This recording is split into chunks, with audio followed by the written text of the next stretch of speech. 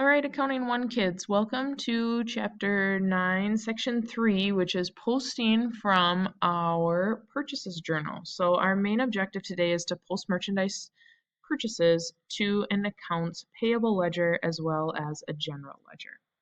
So each entry right now in our purchases journal affects the account of the vendor that was named in our account credited column.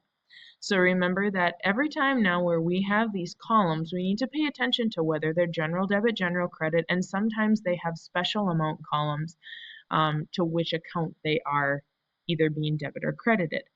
So as I was saying, the amount of each line of a purchases journal is posted as a credit to a vendor account in the accounts payable ledger.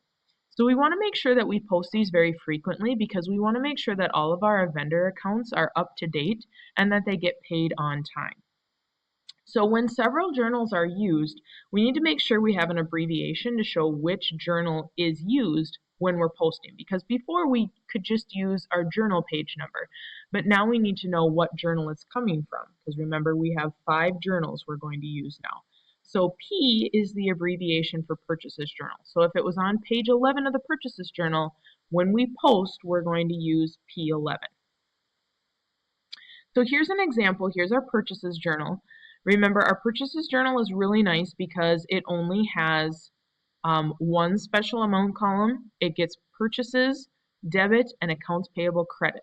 Whatever is listed on the account credited is the vendor who we are crediting this account for.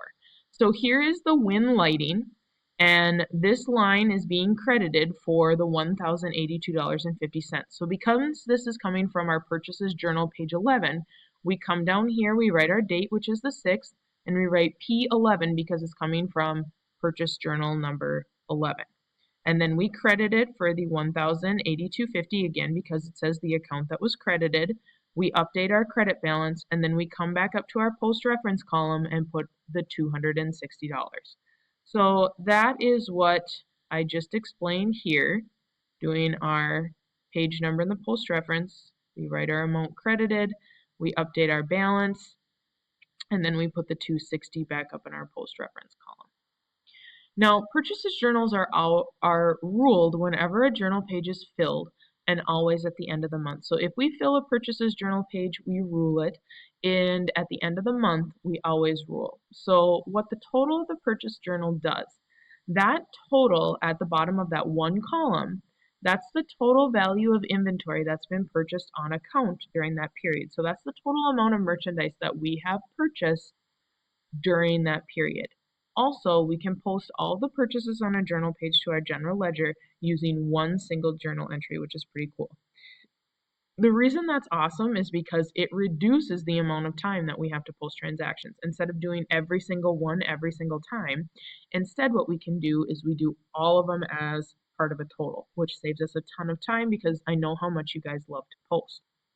So here you can see at the end of the month, we get down, we total on the 30th of November, and this is the total here, $21,587.17 of all of these from lines 1 through 8.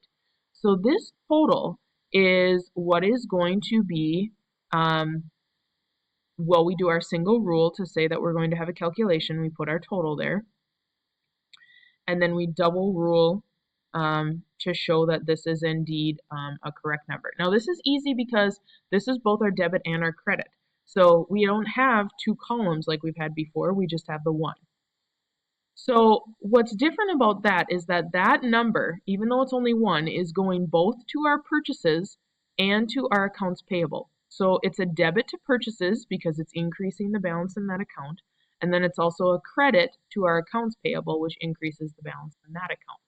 So when we look here, you can see this $21,587.17. That is a purchases debit and an accounts payable credit. So here, for example, is our purchases account. You can see here we have the 30th, again, coming from our purchases journal, page 11. We put our debit of $21,587.17, and then we update our total. And then, again, we put our account number right up underneath our total in parentheses. So here's all of that. We also have the same thing for our accounts payable. So we do the 30th P11, except that this one is credited again because it says accounts payable credit. So we put the credit here, we update our balance, and then we have we put the our account number of 2,110 right up underneath there. So essentially, it's a pretty easy lesson, but just want to make sure that we get all of that. So we'll head over and do our 9-3 work together.